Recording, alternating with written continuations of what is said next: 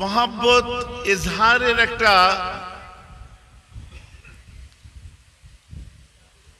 দৃশ্যমান রূপ হচ্ছে নাদ বই, অস্বীকার করা যায় না। আমার ছোট ভাই জুনায়েদ নাদ শুনেছেন তো, জান ঠান্ডা হয়ে যায়। আমার আরো সব ভাইরা নাদ পড়ে, জান ঠান্ডা হয়ে যায়। আমার ফাটা ভাঙা গলা বুঝলেন তো আমি একটু ফার্সিতে আর আরবিতে আমার রাসূলের উপর একটু নাদ পড়েছি। হযরত ঈসা আলাইহিস সালাতু ওয়াস সালামের জামানায় এই খুশির দিনটা ইজহার হয়েছে। কোরআন পাক খুলুন, ফামুবাশশিরাম বিরাসূলিন ইয়াতি মিন বা'দি ইসমুহু আহমদ। আল কোরআন, ফামুবাশশিরান আনন্দ সংবাদ, আরো একটা রাসূল আছে ইয়াতি মিন বা'দি, যে আসবে আমার পরে। কে বলছে? ঈসা আলাইহিস সালাম বলছে, যে আসবে আমার পরে ইসমুহু, তার নাম হবে আহমদ। সুবহানাল্লাহ বললেন। এ শুধু আজকের ব্যাপার নয়, যখন বাপ বেটা মিলে কাবা তৈরি করেছিলেন, কাবা তামির করেছিলেন। বাপ বেটা মানে কে বলেন? হ্যাঁ, সুবহানাল্লাহ। ইব্রাহিম আলাইহিস সালাম আর ওনার বড় ছেলে ইসমাইল আলাইহিস সালাম। কাবা ঘর যখন তৈরি হয়ে গেল, কাবা তৈরির পরে রুকনে ইয়ামানের কাছে যে তারা দাঁড়ালেন, বাপ বেটা মিলে দাঁড়িয়ে দোয়া চাইলেন যে আল্লাহ, আমরা কাবা কমপ্লিট করেছি। আল্লাহ হুকুম দিলেন, আযযান ফিন নাস লিল হজ। ইব্রাহিম, এবারে হজের জন্য সবাইকে আযযান, আওয়াজ দাও, এলান করো সব যেন হজ করতে আসে। কাবা তৈরির পর আযান দিলেন মানুষের উদ্দেশ্যে, রুকনে ইয়ামানের কাছে গেলেন। আল্লাহর কোরআন খুলে দেখুন, সেখানে যে অন্য কোনো দোয়া চাইনি, সেখানে দোয়া চেয়েছিল আল্লাহ আপনি এমন একজনকে পাঠাবেন, সে কি হবে? রাসূলুম মিনহুম, ওদের মধ্যে সে রাসূল হবে। ইয়াতলু আলাইহিম আয়াতিকা, আপনার আয়াতগুলো তাদেরকে শোনাবে। ওয়ায়ুআল্লিমুহুমুল কিতাবা, কিতাবের জ্ঞান দেবে। ওয়াল হিকমা, হিকমতের জ্ঞান দেবে। ওয়ায়ুযাক্কিহিম ইন্নাকা আনতাল আজিজুল হাকীম। কোরআন। কে দোয়া চেয়েছিলেন? হযরত ইব্রাহিম আলাইহিস সালাম। শুনুন, আমি আবেগের জোয়ারে ভেসে জজবাতি কতগুলো কথা বলে চলে যাব, এটা ভুলে যান। কারণ আপনারা জানেন এই বাচ্চার বক্তব্য শুনতে একটু মানে মন দিয়ে আপনারাও শুনতে বসেন, সবাই আসে একটু বোঝার মতো মানসিকতা নিয়ে। কথাটা বুঝতে পারছেন তো নাকি? তাহলে কবে এসব খবর হচ্ছে? আমার রাসূলের দুনিয়ায় আসার কোনো প্রশ্নই নেই এখন। দুনিয়ায় আমার রাসূল আসার এখন কোনো কথাই নয়। ঘটনাটা কবে থেকে হচ্ছে? ইব্রাহিম আলাইহিস সালামের জমানায়। তা 3000 বছর, একটু বেশি হবে, 3000 বছর পরে আমার রাসূল দুনিয়ায় এসেছে।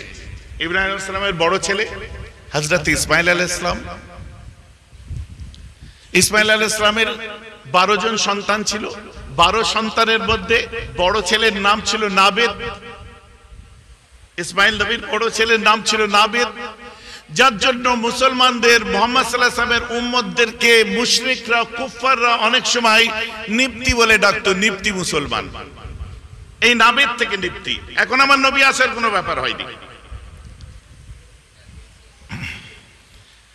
তার ছেলেকে ঐতিহাসিক ব্যক্তিত্ব মাদ ইবনে আদনান। কার? ইসমাঈল আলাইহিস সালামের পুতা মাদ ইবনে আদনান। মাদ ইবনে আদনানের নবম পুরুষে জন্ম নিয়েছিল একজন ঐতিহাসিক ব্যক্তিত্ব, গালিব ইবনে ফিহর। ভাইজান, আমার কথা আপনারা বুঝতে পারছেন তো নাকি? মূল জিস্টে যান, রাসূল আসবে পরে, কিন্তু আমার রাসূল যে সেদিনেও নবী ছিলেন,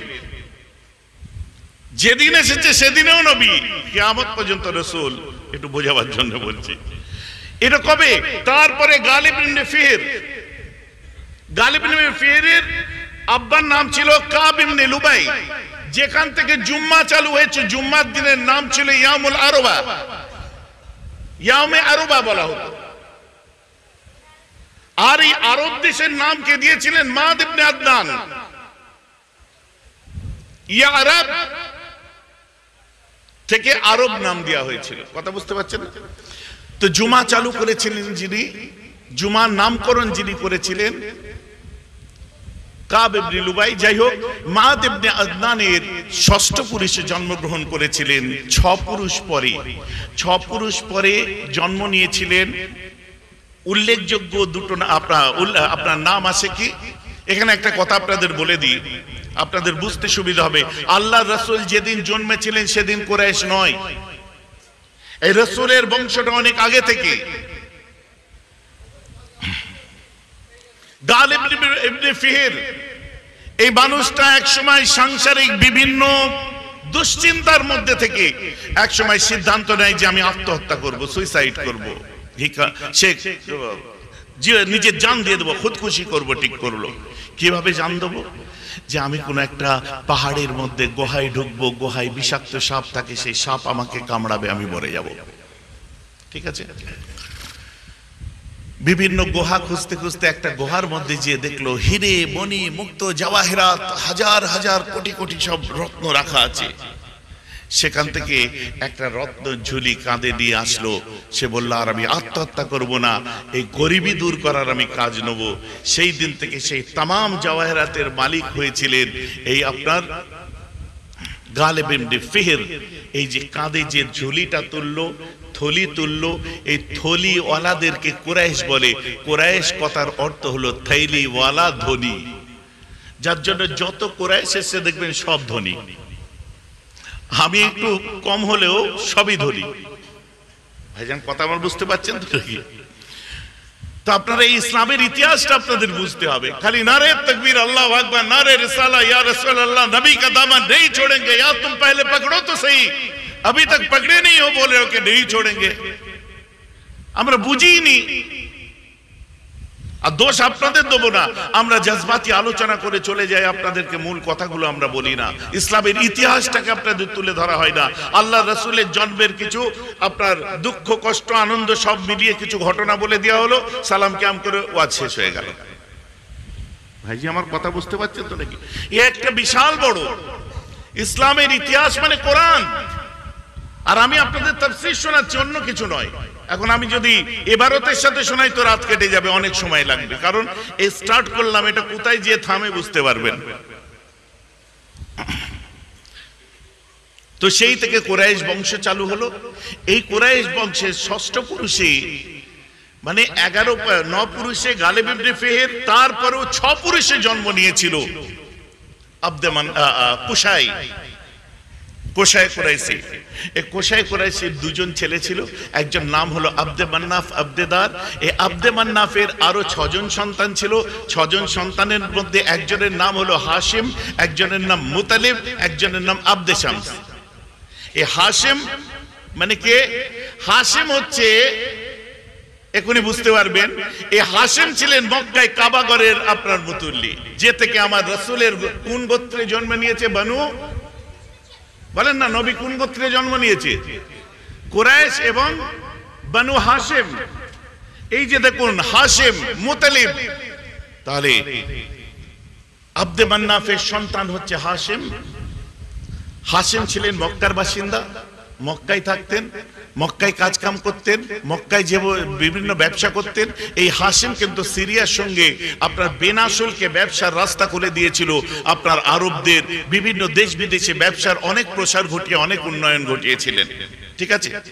এই হাশিম একসময় ব্যবসার উদ্দেশ্যে চলে গেলেন কোথায়? সিরিয়া, মানে শাম যাকে বলা হয়, এখনকার নাম হচ্ছে সিরিয়া। সিরিয়ায় গেলেন, যাওয়ার পরে প্রতিমধ্যে তিনি ইয়াসরাবে অবস্থান করলেন। ইয়াসরাব মানে বর্তমান যার নাম হচ্ছে মদিনা। ভাইজি আমার কথা বুঝতে পারছেন তো নাকি? মিরাজের রাত্রে আল্লাহ রাসূলকে নিয়ে যখন জিবরাইল যায়, বুরাক দান করিয়ে দিয়েছিলেন। দান করিয়ে বলছে, হুজুর এখানে আপনি একটু নামুন। বলছে, কেন, কি হয়েছে? এই জায়গায় নামুন। আল্লাহ রাসূল বলছেন, এটা কোন জায়গা? বলছে, হুজুর ইয়াসরাব। মনে পড়ছে তো আজ নাকি? ইয়াসরাব মানে বেমারির ঘর, জ্বর জ্বালা পেটে বেদনা কলেরা বসন্ত কুষ্ঠ থেকে আরম্ভ করে সব রোগের ঘর হচ্ছে ইয়াসরাব মদিনা। আমার রাসূলকে বলা হলো, হুজুর আপনি এখানে 2 রাকাত নামাজ পড়ুন। আল্লাহ রাসূল 2 রাকাত নামাজ আদা করার পরে জিজ্ঞাসা করলেন, জিবরাইল এই জায়গাটার নাম কি? জিবরাইল বলছে, হুজুর এই জায়গাটার নাম হলো আল মাদিনাতুল মুনাওয়ারা। আল্লাহ রাসূল বলছে, এখনই তো তুমি বললে ইয়াসরাব। বলছে, হুজুর ইয়াসরাব ছিল আপনার নূরানি কদম যখন পড়েছে, আল্লাহ বেমারির ঘর ইয়াসরাবকে সোনার মদিনা বানিয়ে দিয়েছে। বোঝা যাচ্ছে তো নাকি? এগুলো হচ্ছে খুব গবেষণামূলক আলোচনা এক জায়গাতে। এবারে আসুন, ইয়াসরাবে গেলেন কে? হাশিম। যে ইয়াসরাবে অবস্থান করলেন, ওখানে বানু নাজ্জার গোত্রে উনি বিয়ে করেছিলেন। এখন রাসূল আসেননি, কিন্তু বানু নাজ্জার গোত্রে তিনি বিয়ে করলেন, দ্বিতীয় বিবাহ। এই বিয়ে করার পরে যাকে বিয়ে করেছিলেন সালমা বিনতে উমর, সালমা বিনতে আমর বলে একজনকে বিয়ে করেছিলেন বানু নাজ্জার গোত্রে। এই বানু নাজ্জার গোত্রে নিজের নানির বাড়িতেই কিন্তু আল্লাহ রাসূলের আব্বা ইন্তেকাল করেছিলেন। এখানে বোঝার আছে। বিয়ে করার পরে উনি সিরিয়ায় চলে গেলেন ব্যবসার উদ্দেশ্যে। সিরিয়ায় যে হাশিম মারা গেল। এখন এক ভাই মুতালিব তো মক্কায় আছে।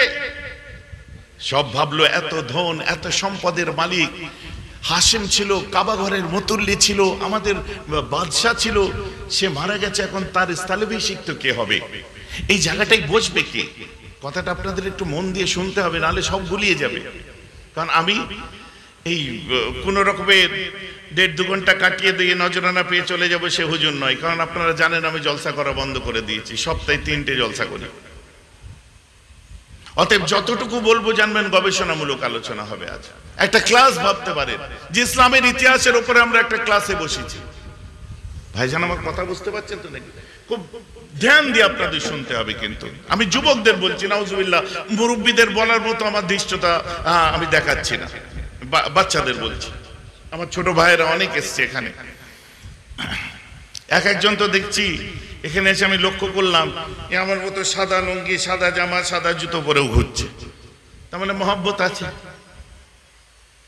ভালোবাসে। অতএব আলোচনাটাকে ঠিক সেইভাবে নেবেন। তো যখন হাশিম মারা যায়, ওনার স্ত্রীর পেটে তখন বাচ্চা ছিল, উনি হামেলা অবস্থায় ছিলেন। তো যাকে এভাবে উনি মারা গেলেন, খবর গেল, বছর পার হলো। যখন সেই বাচ্চা জন্ম নিল মদিনায় এবং সে যখন কৈশোরে পৌঁছালো, তখন মক্কায় আওয়াজটা এলো যে হাশিমের তো আর এক স্ত্রী ছিল, তার একটা সন্তান আছে এবং সন্তানটা খুব সুন্দর দেখতে, ওকে নিয়ে আসা হোক। তখন মুতালিব মক্কা থেকে ভাবির কাছে গেল, হাশিমের আর এক স্ত্রীর কাছে, ভাবি যান আপনি বাচ্চাটা আমাদেরকে দিন। বললেন, না আমার বাচ্চা আমি মানুষ করেছি, আমার স্বামীর শেষ স্মৃতি আমি কেন দেবো, আমি দিতে পারবো না। বলছে, আপনি জানেন না অগাধ সম্পদের মালিক, সব বেচতে যাবে। আপনি এক কাজ করুন, আপনি খবর নিয়ে দেখুন, আপনার বাচ্চাটা কাবা ঘরের মুতল্লি হবে।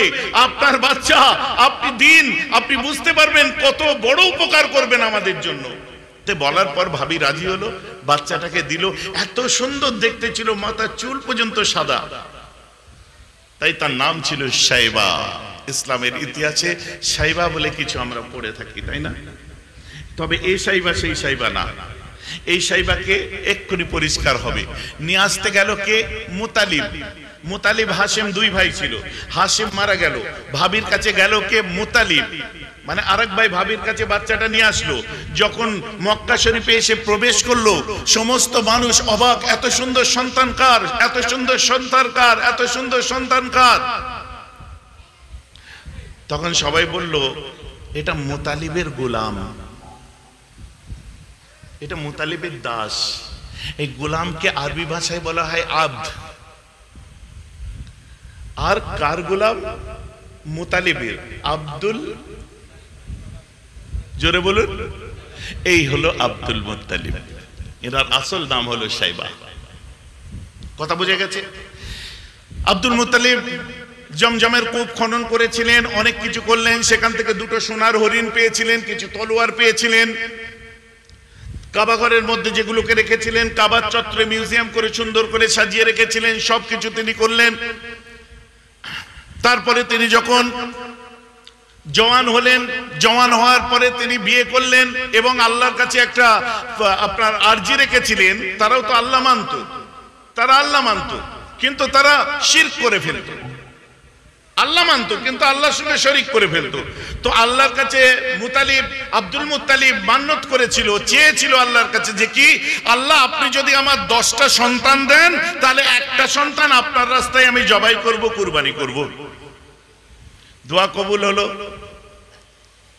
10টা সন্তান তাকে দিল। এক মায়ের পেটে 2টো সন্তান, একজনের নাম আবু তালেব, একজনের নাম আব্দুল্লাহ। বলুন না সুবহানাল্লাহ। আবু তালেব হযরত আলীর আব্বা আর আব্দুল্লাহ রাসূলুল্লাহর আব্বা। বিরক্ত লাগছে না তো আপনাদের? খুব সুন্দর আলোচনা, ভালো লাগবে। নবী দিবস কাকে বলে আজ একটু শুনুন। একজন হচ্ছে আব্দুল মুত্তালিব আর একজন আব্দুল্লাহ। এখন সব ঠিকঠাক করে বললো, এক কাজ করো, কার কাকে আপনার কুরবানি দেবো, 10টা ছেলের নামে কোড়া তৈরি করলো, মানে কোড়া ফেলা, মানে কাগজে মুড়িয়ে মুড়িয়ে রাখলো, চোখ বেঁধে দিয়ে একজনকে দিয়ে তোলালো, কার নাম ওঠে দেখা যায়। এই 10টা ছেলের মধ্যে নাম উঠবি তো ওঠ, আমার রসুলের আব্বা জানের নামটা উঠলো। মনটা খারাপ হয়ে গেল যে আমার বাচ্চা ছেলে, ছোট ছেলে, একে জবাই করে দেবো। সঙ্গে সঙ্গে আব্দুল মুত্তালিব বড় ছেলে, মানে ওই পক্ষের 2 ভাই, এক মায়ের 2 ভাই ছিলেন, আবু তালেব মানে আলীর আব্বা, যে চাচাকে নবী খুব ভালোবাসতেন। তো বলল তুমি তো বড়, এক কাজ করো, কি করা যায়? বলছে একটা আলেমকে জিজ্ঞাসা করা। বলুন তখন তো আলেম কোথায় ছিল? কেন, তখন তাওরাত ইনজিলের আলেম তো ছিল। তারা যুক্তি দিল, এক কাজ করুন, একদিকে 10টা উট রাখুন আর আব্দুল্লাহর নাম রাখুন। যদি আব্দুল্লাহর নাম উঠে 20টা উট রাখবেন, আব্দুল্লাহর নাম রাখবেন। এইভাবে 10টা উট রাখলো, আব্দুল্লাহর নাম রাখলো, নাম উঠলো আব্দুল্লাহ। 20টা উট রাখলো, নাম উঠলো আব্দুল্লাহ। 30টা উট রাখলো, নাম উঠলো আব্দুল্লাহ। 60টা উট রাখলো, নাম উঠলো আব্দুল্লাহ। 100টা উট রাখলো, নাম উঠলো উটের। বলেন না সুবহানাল্লাহ। তাহলে কত শখের সন্তান। হযরতে আব্দুল্লাহ আমার রাসূলের আব্বা জান, যখন আপনার 25 বছর বিয়ে হলো, খুব জোহরা খানদান, সম্ভ্রান্ত পরিবারে আমার রাসূলের আব্বার বিয়ে হয়েছিল। জোহরা খানদান, মক্কা জোহরা খানদান মানে বিখ্যাত খানদান। নাম হচ্ছে আমিনা, কুমারী মেয়ে। বিয়ের কথা হলো, বিয়ে করলেন, সুন্দর সংসার চললো। এইভাবে দিনের পর দিন পার হতে আরম্ভ করলো। সংসারের মধ্যে বিভিন্ন কথাবার্তা, কত আনন্দ ফুর্তি, দুজনের মধ্যে কত খুশমিজাজি চলছিল। ছোট ছেলেকে ব্যবসার জন্য আব্বা বললে যে বেটা তুমি এবারে যাও, একটু ব্যবসার দিকে মন দাও, তুমি শাম দেশে চলে যাও। শাম দেশে চলে গেল। বাড়িতে আম্মা আমেনা আছেন। ওই সময় যখন যাই, আল্লাহ রাসূলের আব্বাকে আম্মা আমেনা বলেছিলেন যে আমি কিন্তু হামেলা অবস্থায় এসে গেছি। হ্যাঁ, কত আদর করেছিলেন, আমার বাচ্চা এসেছে। আম্মা আমেনা ওই সময় স্বপ্ন দেখেছিলেন, বলল আমার রুয়ায়ে সাদিকা হতে আরম্ভ করে আমি মক্কার কুড়ে ঘরে শুয়ে শুয়ে শাম দেশের ব্যবসার উটগুলোকেও দেখতে পেতাম। বলুন না সুবহানাল্লাহ। আব্দুল্লাহ বলছে আমি তো অবাক হয়ে যাচ্ছি, আমি রাস্তা দিয়ে যখন হেঁটে যাচ্ছি, রাস্তার পাথর কাকর গুলো সব কলমা পড়তে আরম্ভ করে দিচ্ছে, মুহাম্মাদের নাম নিতে আরম্ভ করে দিচ্ছে।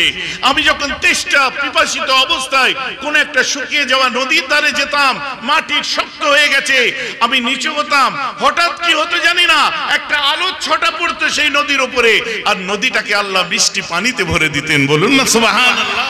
শুধু তাই নয়, আমি লক্ষ্য করতাম যখন রেস্ট করার জন্য কোনো গাছের নিচে গিয়ে আমি আরাম করব, আপনার মরুতপ্ত রৌদ্রে গাছগুলো ঝলসে যেত, আমি গাছের নিচে বসলে আল্লাহ গাছটাকে সবুজ পাতা দিয়ে ভরে দিতেন। বলুন না সুবহানাল্লাহ। ব্যাপার কিছু বোঝা যাচ্ছে? আওয়াজ কিছু বুঝতে পারছেন কেন হচ্ছে, কিসের জন্য? শুনুন, শাম দেশে ব্যবসার উদ্দেশ্যে চলে গেলেন।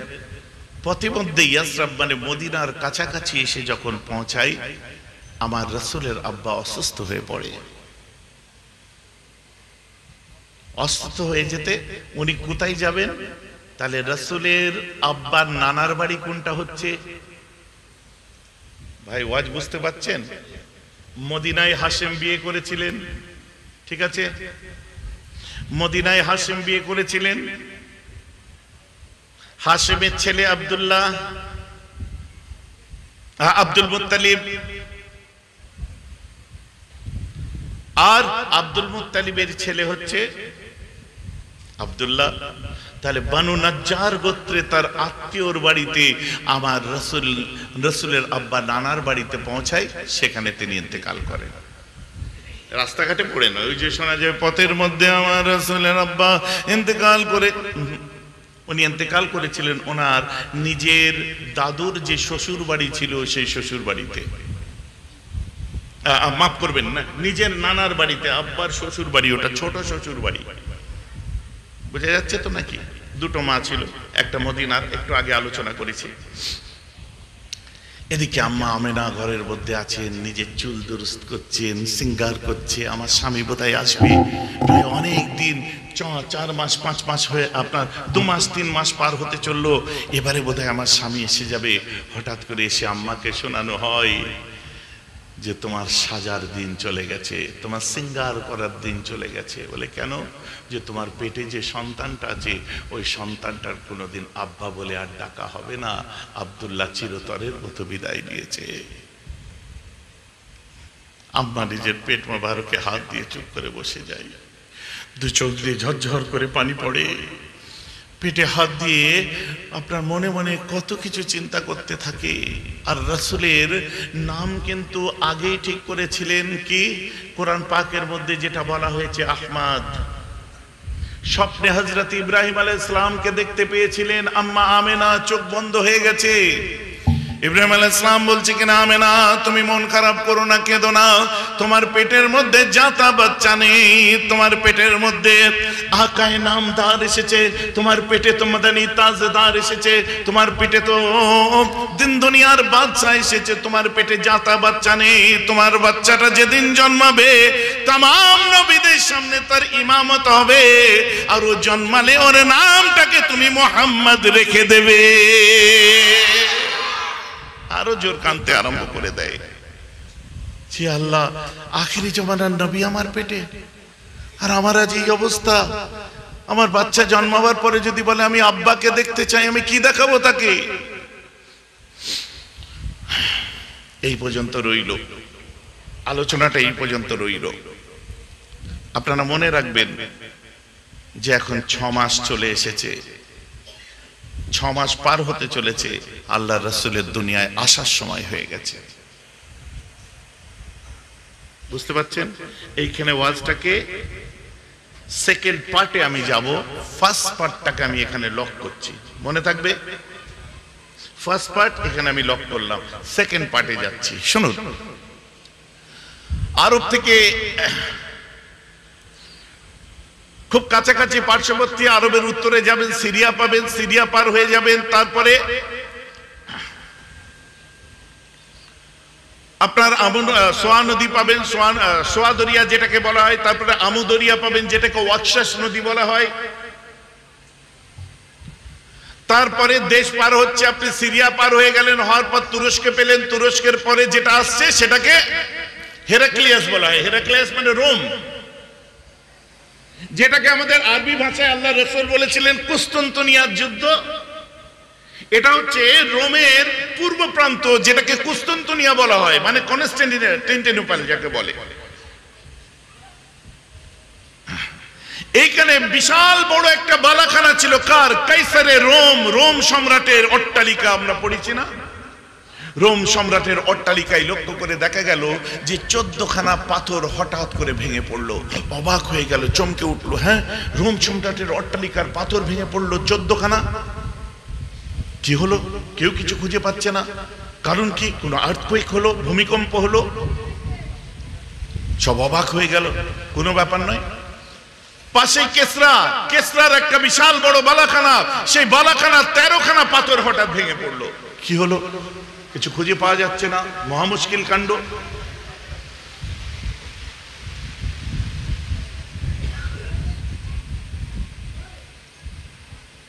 ঠিক আছে বলি, পাথর ভেঙে পড়লো, কি হলো? কিছু তো রাস্তা খুঁজে পাচ্ছে না। আল্লাহ রাসূলের দাদু আব্দুল মুত্তালিব কাবা ঘরের মধ্যে, কাবার চত্বরে কত বুত ছিল, মূর্তি ছিল, সব দেখলো, হঠাৎ করে ভেঙে ভেঙে মাথা উপর করে সব পড়ে গেছে, সব সিজদায় পড়ে গেছে। মনে মনে ভাবছে যাদেরকে আমরাই সেজদা করতাম তারাই এখন সেজদায় পড়ে গেছে। What is this? আমদরিয়ায় হঠাৎ করে ওয়াকশাস নদী যাকে বলে হঠাৎ জোয়ার এসে গেছে, আর পাশে সোয়াদরিয়া পুরো শুকনো খটখটে হয়ে গেছে। ঘটনা কি ঘটলো? আল্লাহ রাসূলের দাদু বার হয়েছেন, আব্দুল মুত্তালিব বার হওয়ার পরে তিনি লক্ষ্য করলেন যে অবাক কাণ্ড, সাফা মারওয়া পাহাড়টা থরথর করে কাঁপছে। সাফা মারওয়া পাহাড় উমরা করেছেন যারা করেন না, আল্লাহ করাক বলুন আমিন। সাফা মারওয়া পাহাড়ে দুটো মূর্তি আছে, আর এই দুটো মূর্তিকে তওয়াফ করা হয়। তাহলে আপনারা কি করে এসেছেন? যারা উমরা করেছেন, হজ করেছেন, মূর্তি তওয়াফ করে এসেছেন, সাই করে এসেছেন। সাফা মারওয়া সাই করতে হয় তো দুটো। আমি কোরআনের তাফসীর শোনাচ্ছি, শুনুন, ব্যাপার আছে। আগেকার যুগে মক্কা শরীফের একটা মনোপলি বিজনেস ছিল। সেটা কি জানেন? যে সমস্ত সারা পৃথিবী থেকে হাজী সাহেবরা হজ করতে যেতেন, আর আরবের মক্কার মানুষেরা তাদের কাছে একটা সিস্টেম করতেন যে তোমাদের নিজেদের এহরাম নিয়ে আসলে হবে না, আমাদের কাছ থেকে এহরাম কিনে সেই এহরামে তোমাদের তওয়াফ করতে, আপনারা সাই করো, তওয়াফ করো, আমাদের এহরাম কিনতে হবে। এবং সেটা বিশাল চড়া দামে তারা বিক্রি করতো, মনোপলি বিজনেস তাদের। আর এই টাকা নিয়ে তাদের সারা বছর চলতো। তো একজন ছেলে একজন মেয়ে যাদের কাছে টাকা ছিল না, তখন কি হবে? বলো, হয় আমাদের পোশাক নিয়ে আমাদের কাছে এহরাম কিনে তোমরা তওয়াফ করো, সাই করো, আর তা না হলে উলঙ্গ হয়ে করো। তো এই ছেলেটি আর মেয়েটি উলঙ্গ হয়ে তওয়াফ করতে করতে কাবার চত্বরে তারা জেনা করে ফেলে। আর জেনা করার পর আল্লাহ দুজনকে দুটো মূর্তি করে দেয়। একজনের নাম ছিল ইসাফ, আর একজনের নাম ছিল নায়েলা। দুটো মূর্তি তখন তুলে নিয়ে গিয়ে সাফা মারওয়া পাহাড়ে বসিয়ে দেওয়া হয়। আর তখনকার যুগে এই তারা তওয়াফ আপনার সাই করত, এই দুটো মূর্তিকে অবলোকন করে তারা একবার এদিকে একবার ওদিকে যেত।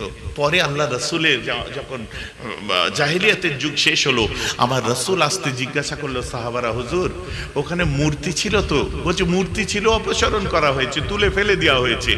অতএব তোমরা মূর্তিকে লক্ষ্য করে নয়, তোমরা মিল্লাতে ইব্রাহিম না, তোমরা তো সেই দিকে লক্ষ্য করে, হাজিরার দিকে লক্ষ্য করে তুমি কাবা দেখবে আর সাই করবে। আমি হুকুম দিচ্ছি, এতে মূর্তির সঙ্গে কোনো সম্পর্ক নেই। বলুন না সুবহানাল্লাহ। আপনারা যখনই সাফা মারওয়া পাহাড়ে যাবেন তখনই মনে পড়ে যাবে এই দুটো পাহাড়ে দুটো মূর্তি ছিল, একজনের নাম ইসাফ আর একজনের নাম নায়েলা। বুঝতে পেরেছেন? এটা জাহেলিয়াতের যুগে চলতো, ওই দুটো মূর্তিকে অবলোকন করতো তারা।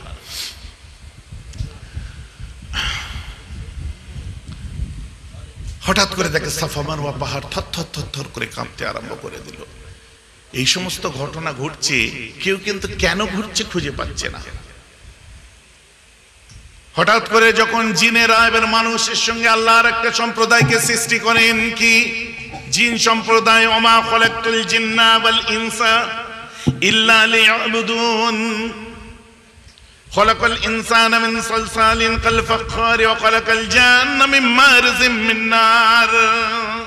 মানুষের সাথে আরেকটা সম্প্রদায় সৃষ্টি করেছেন যাদেরকে জিন জাতি বলা হয়, জিন সম্প্রদায়। জিনেরা মানে শয়তান জিনেরা আল্লাহ আর ফেরেশতাদের মধ্যে যে আলোচনাগুলো হতো, এটা বারবার নেমে যাচ্ছে, একটা ভালো স্ট্যান্ড আনতে পারো, কতবার তুলবো গো?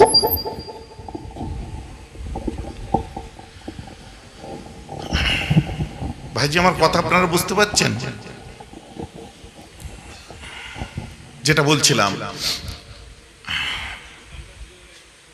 না, এখানে গ্যাপ হয়ে গেছে, যে নেমে অটোমেটিক চলে যাচ্ছে।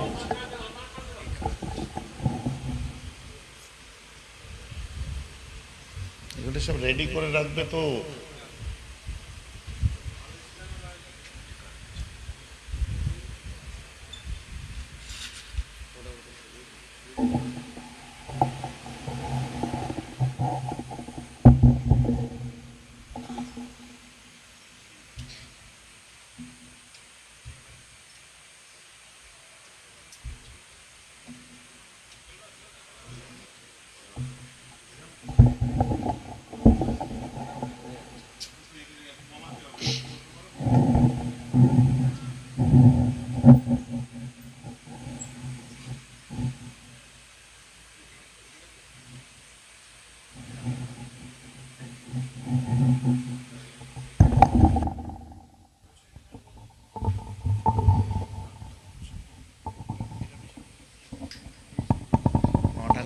25,000 টাকা ভাবছো, 1.5 ঘন্টায় 40,000 রেডি রাখতে হবে না?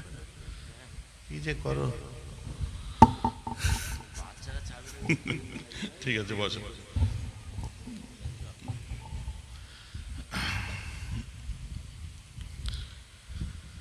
ভাইজান, আমার কথা আপনারা বুঝতে পারছেন তো নাকি? তো হঠাৎ আর একটা সম্প্রদায় আছে, জিন সম্প্রদায়ের শয়তান জিন, যাদেরকে শয়তান বলা হয়, তারা আল্লাহ আর ফেরেশতাদের মধ্যে লুকিয়ে লুকিয়ে যে কথাবার্তা আলোচনা হতো, লুকিয়ে লুকিয়ে সেই কথাবার্তাগুলো তারা যে শুনতো, এই শয়তান জিনেরা আল্লাহ আর ফেরেশতাদের মধ্যে চুরি করে করে তারা শুনতো যা যা কথা হতো। কোরআন পাকের মধ্যে সূরাতুল জিন খুলুন না, বিসমিল্লাহির রহমানির রহিম। ওয়া আন্না কুন্না নাকুদু মিনহা মাকআইদা লিস-সামি ফামান ইয়াসতামিল আন ইয়াজিদ লাহু শিহাবার রাসাদা। আল কোরআন সূরা জিন। ওয়া আন্না কুন্না নাকুদু মিনহা মাকআইদা লিস-সামি,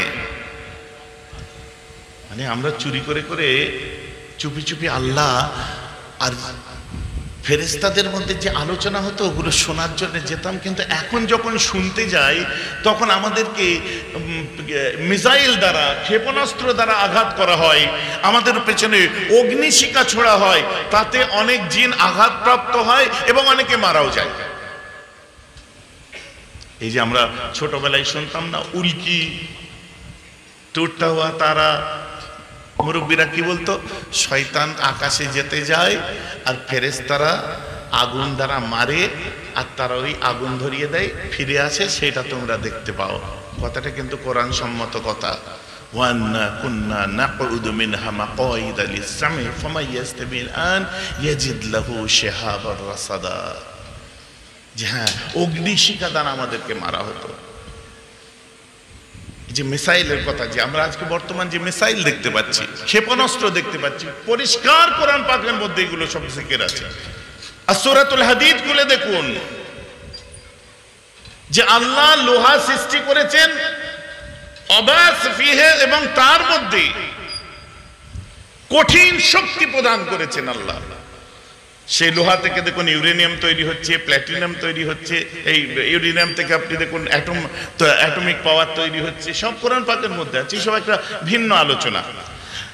তো যখনই মিসাইল সব দেশে রেডি করে রাখা আছে, ক্ষেপণাস্ত্র রাখা আছে, যখনই শত্রুপক্ষের কেউ আসছে অটোমেটিক চালু হয়ে যাচ্ছে। মানে যখনই শত্রুরা অন্য কোনো ক্ষেপণাস্ত্র নিয়ে যখন আঘাত করতে আসছে বা প্লেন ঢুকে পড়ছে, যখন হেলিং ডিস্টেন্সের মধ্যে এসে যাচ্ছে, অটোমেটিক ফায়ারিং আরম্ভ করে দিচ্ছে। এখন কত রকম মিসাইল বার হয়েছে।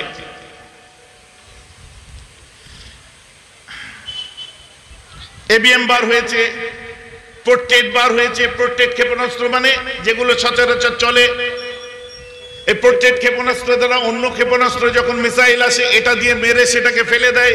আবার তার জন্য উন্নত দেশে আবার দেখুন অ্যান্টি ব্যালিস্টিক মিসাইল বার হয়েছে, যাতে আপনার যত যাই হোক অন্য কিছু দিয়ে তাকে মেরে ফেলা যাবে না। কথা বুঝতে পারছেন? এসব কি কোরআন পাক থেকে?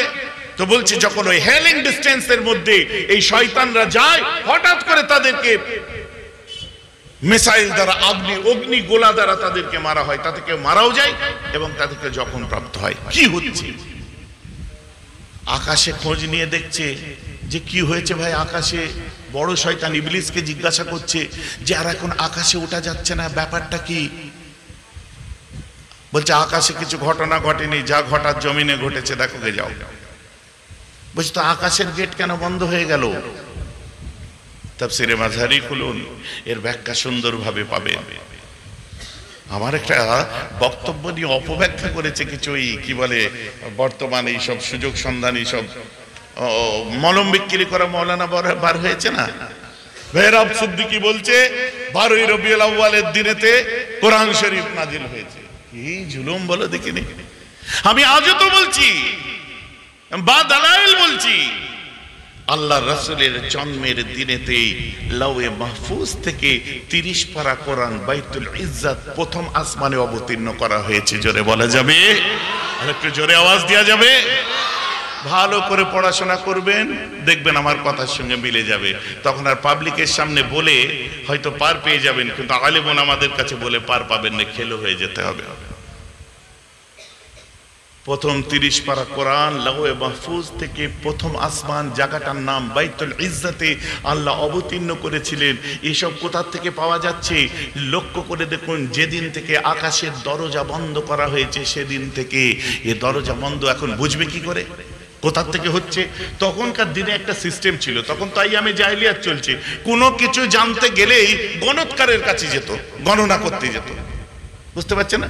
তদানিয়ন্ত্রণকালে এক গণৎকার ছিল, বিখ্যাত গণৎকার, বিশ্ব আপনার বড় মানে বিশ্বের নাম করা শ্রেষ্ঠ গণৎকার ছিল, নাম ছিল সতী,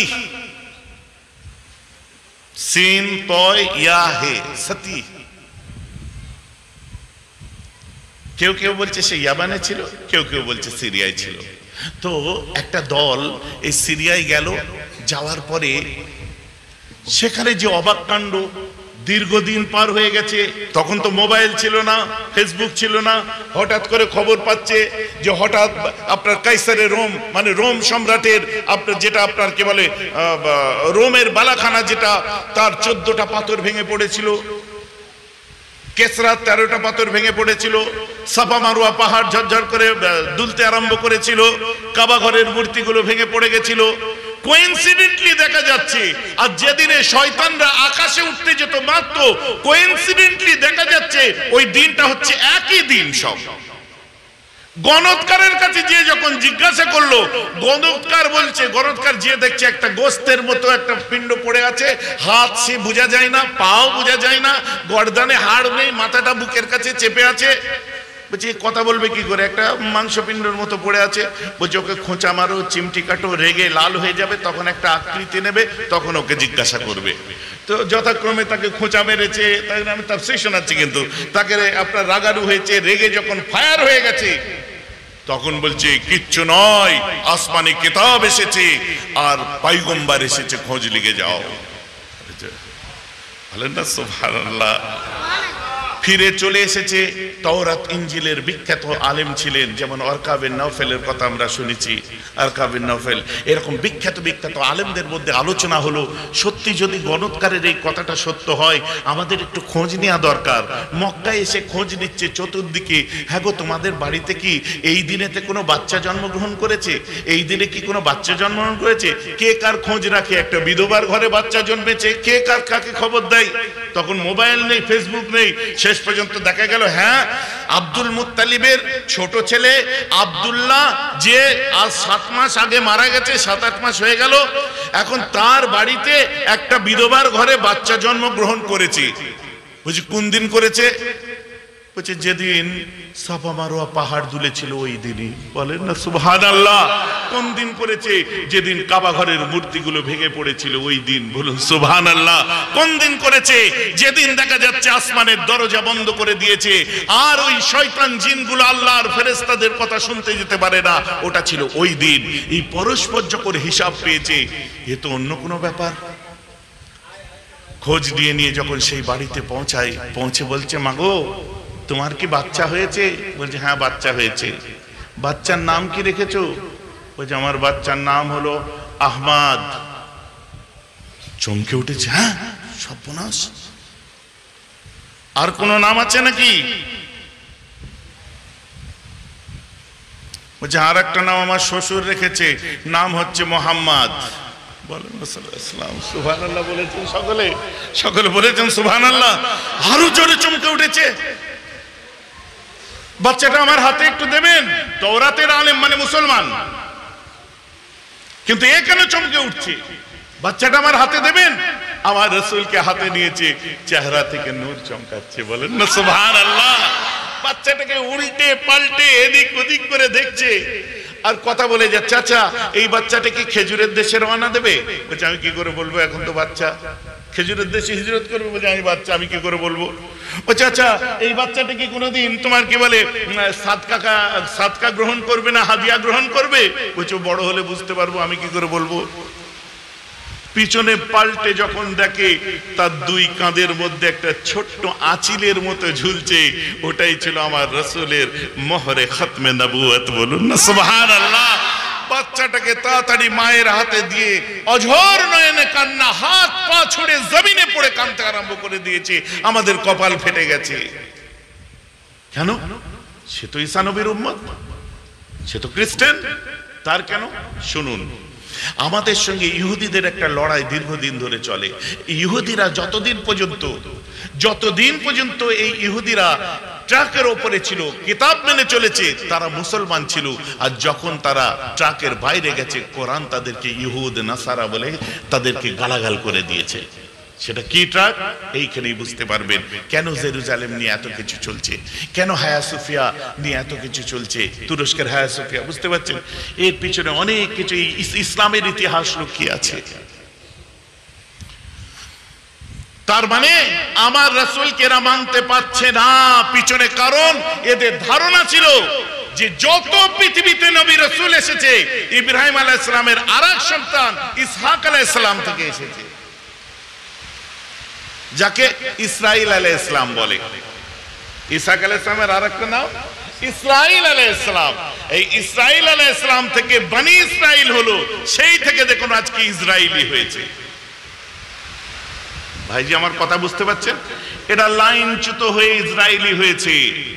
আর ইসমাইল আলাইহিস সালাম ইব্রাহিম নবীর যে বড় সন্তান ছিলেন, ওনার বংশে মাত্র একটাই নবী জন্মগ্রহণ করেছে, আর এক নবী সৌপে ভারী, ওটা আমার রাসূল ছিলেন। বলুন না সুবহানাল্লাহ। কান্না একদম পুরো আবঝুটি করে কাঁদতে আরম্ভ করে। অনেকগুলো মত আছে, যার মধ্যে 8ই রবিউল আউয়াল, 12ই রবিউল আউয়াল, কথা বুঝতে পারছেন? 12ই যদি হয়, 8ই যদি হয়, আমার রাসূলের মিলাদুন নবী আমরা পালন করি। 12 বলে কথা নেই, 8 বলে কথা নেই, সারা বছর করি। ও আজ আমার বুঝতে পারছেন তো নাকি? আমার রাসূলের মিলাদের দিনের ঘটনাগুলোকে অস্বীকার করতে পারবো না। তারিখ আগো করো আর পিছনে করো, ওটা কিছু না। দুটো মত আছে, 8তেও অনেক মত আছে, বিশুদ্ধ মত আছে, 12তেও মত আছে বিশুদ্ধের সাথে প্রসিদ্ধ মত। তার জন্য আমরা 12টাকে একটু গুরুত্ব দিয়ে ফেলি। ভাইজান আমার কথা বুঝে যাচ্ছে? কিন্তু আমরা সারা বছর তো নবী দিবস করি, নবীর দিন, নবীর রাত, নবীর সব নবীর উম্মত করবে না? ভাইজান এগুলো শিরকি কথা হলো, নবীর দিন, নবীর রাত, নবীর। এখন আপনি যদি সেই অ্যাঙ্গেলে দেখেন, তাহলে তো আপনার নিজের সংসারে কবে তালাক হয়ে বসে আছে। কথা বুঝতে পারছেন না? কতবার ঘরে বসে বইয়ের সামনে ও মা গো, ও মারে বলে চিল্লে উঠেছে বইয়ের দিকে তাকিয়ে, তোমার তো তালাক হয়ে বসে আছে। আমরা নবীর নয়, আমরা তো নবীর উম্মত। নবীর দিন নয় কি? দিন এনে দিয়েছে কে? আমার নবী। দিনে মুহাম্মাদি না কি উড়িয়ে দিতে পারবেন? নবীর রাত না কি? যখন আপনি তাহাজ্জুদের ওয়াক্তে যাচ্ছেন, যে সুন্নতটা আদায় করছেন, তখনই তো নবীর কথা মনে পড়ে যাচ্ছে। বাকি টোটাল ক্রিয়েটেড বাই অলমাইটি আল্লাহ, এখানে কোনো সন্দেহ হবে না, কথা হবে না। বলুন না সুবহানাল্লাহ। এখানে তো কোনো দ্বিমত নেই। আমার রাসূল যখন দুনিয়ায় তাশরীফ আনেন,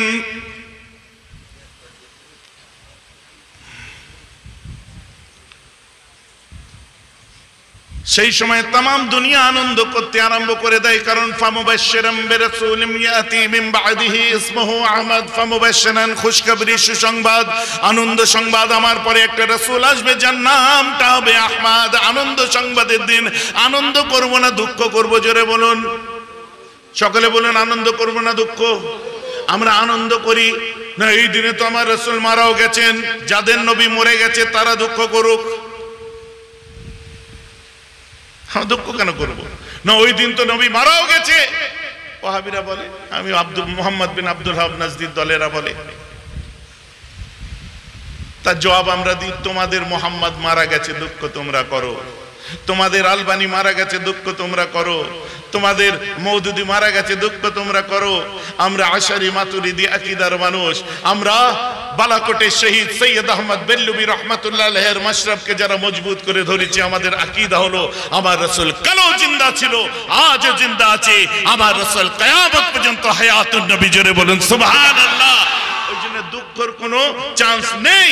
এ আমি শুধু নয়, এই কথা যারা বিরোধিতা করেছে যারা আহলে হাদিস করে, ওয়াহাবিয়াত নিয়ে চলে, এগুলো সিজনাল মৌলী সাহেব। শবে বেরাত উঠলে দেখবেন কুটকুটিনি আরম্ভ হয়ে যায়, শবে বেরাত আসলে দেখবেন ফতোয়া আরম্ভ, ফের নবী দিবস আসলে ফতোয়া আরম্ভ, বা বাকি সারা বছর চুপ। পাশে মাল খেয়ে পড়ে আছে, কোনো প্রতিবাদ নেই, বউ পিটাচ্ছে প্রতিবাদ নেই, গাঁজাখোর প্রতিবাদ নেই, সুদখোর প্রতিবাদ নেই, নবী দিবস এলো প্রতিবাদ শুরু। ভাইজি আমার কথা বুঝতে পারছেন কি পাচ্ছেন? এগুলো সব সিজনাল কিছু ওই ইহুদি ইসরায়েলিদের কাছ থেকে মাল খাওয়া পার্টি, আর এদের পয়সার অভাব নেই। আর এরা যখন বক্তব্য দেয়, মুখ তুলে বক্তব্য দেয় যেন কত মানুষের সামনে দিচ্ছে, কিচ্ছু না। দু একটা আপনার ভাইরালও হয়েছিল, সামনে কিছু ইউটিউবার আর পেছনে ফাঁকা মাঠ, এখানে চিল্লে যাচ্ছে। মাঠ মানে ওই ছেলেরা সব খেলা করছে, গড়াগড়ি দিচ্ছে, এই দিচ্ছে, আর সামনে এরকম ইউটিউবারদের সব ক্যামেরা সাজানো আছে। দুঃখ লাগে।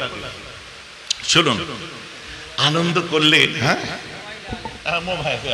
অ্যান্ড্রয়েড ফোন মৌলানা, ওদের ইমাম অ্যান্ড্রয়েড ফোন, বুঝতে পেরেছেন? মহাবশীল কাণ্ড শুনুন, বুখারী শুনুন, খুলুন আল জামিউল মুসনাদুস সাহিহুল মুখতাসার মিন উমুরিন নবী সাল্লাল্লাহু তাআলা আলাইহি ওয়াসাল্লাম মিন সুনানিহি ওয়া আইয়াবিহি। ছোট্ট কথাই যাকে বুখারী শরীফ বলে, নাম হচ্ছে এত বড়। বুখারী খুলুন।